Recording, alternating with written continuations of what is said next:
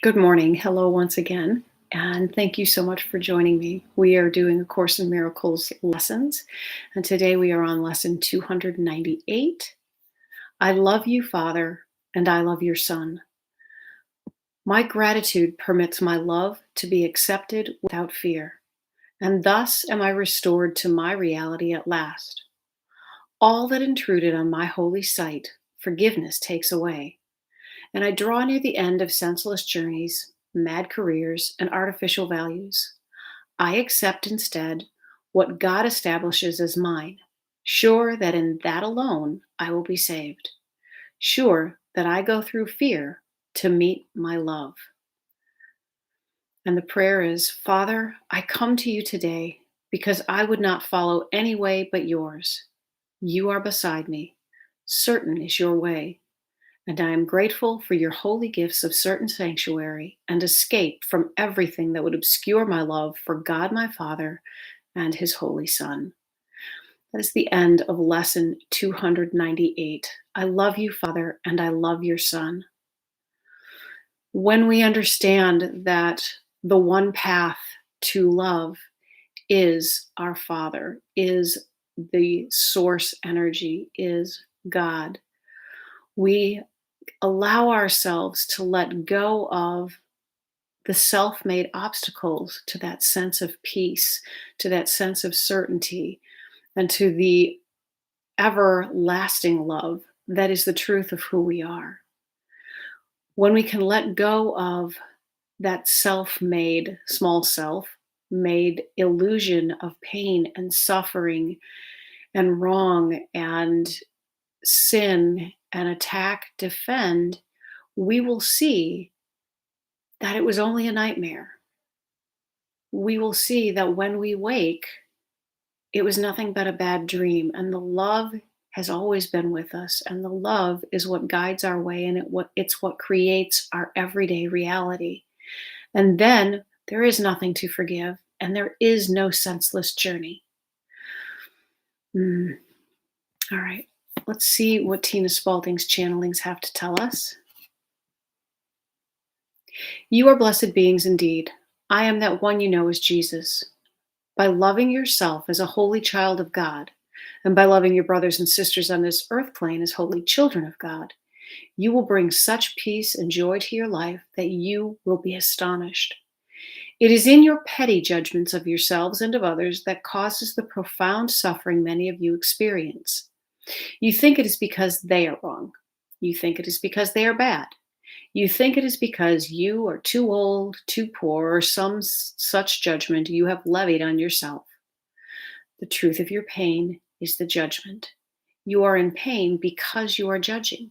You are separating yourself and from your brothers and sisters. And in that judgment of separation, you step away from love and feel the pain of that distance from love. As you forgive, forget, and appreciate, you step closer to love because you are, in fact, loving things when you appreciate them and when you have gratitude for them. And by stepping closer to love, you feel better. This is the one road you are all on, the road to heaven or hell. Choose the road to heaven by practicing loving kindness and forgiving all you see with your earthly eyes. The problems that you address on your earth plane at this time are the result of misdirected minds. The tangible events you witness are the result of a multitude of thoughts, beliefs, and ideas acted out.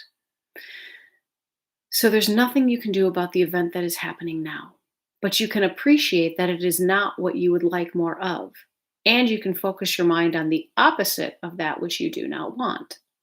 Ask yourself, what can I think, do, be, or express that will assist my vision into manifestation?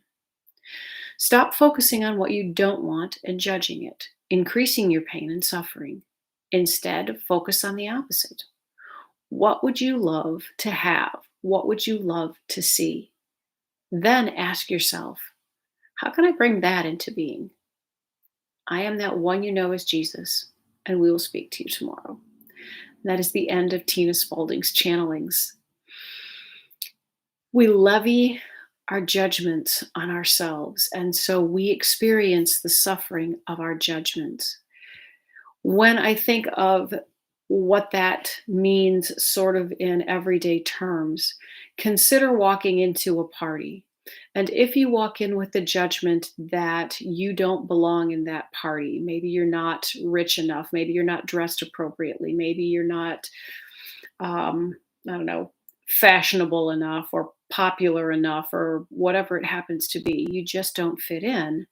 You walk in with that judgment and you look for people to judge you in the same way, to validate your belief. And if you see someone who perhaps has, in fact, tasted their drink and not liked it, and so they make a sour face, you believe that they have looked at you and made a sour face and thought, she doesn't belong here. The world that we see is not the world as it is, it's the world as we are. And so know that when we are judging, we are creating the world that we see. By loving the Father, by loving the source, and by loving the Son, which is the unified sonship, the all beings concept. It is everyone in this world, on this plane, in existence, in all of their forms. There is nothing to judge. And when there's nothing to judge, there is nothing to feel badly about. Give yourself the gift of loving yourself first, because when you have loving eyes for yourself, you can look on everything else with that same love, and you will see the world through that love, and that is what will be returned to you. Have a great day, and I will talk to you again tomorrow. Bye-bye.